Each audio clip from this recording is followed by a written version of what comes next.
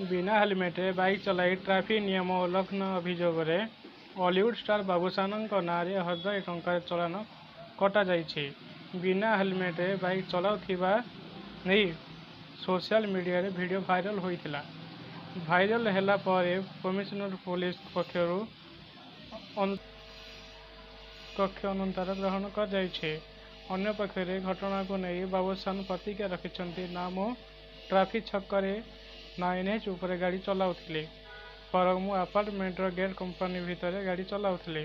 घरे सौदा सरी जाइथिला। स्त्री मते सौदा आनिबाकू पठाइथिले। मु सौदा आनिबाकू आसीथिले। एही समय रे वीडियो रेकर्डिंग होइथिला। एबे मु ट्रैफिक पुलिस को धन्यवाद जनाउछि। एथर गेट रु बाहिरा मते हेलमेट पिंधिबी। एथर भविष्यत रे सतर्क रहिबे। घर रु बाहरिला मात्रे बाबूशान तांका सांग मानकू हेलमेट पिंधिबाकू अनुरोध करिसंते। यदि आपण माने भी हेलमेट पिंधु नाहंती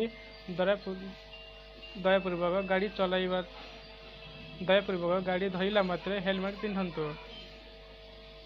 आपण माने जदि बाबूशान को फैन कमेंट सेक्शन रे बाबूशान लिखंतु। जय जगन्नाथ। धन्यवाद।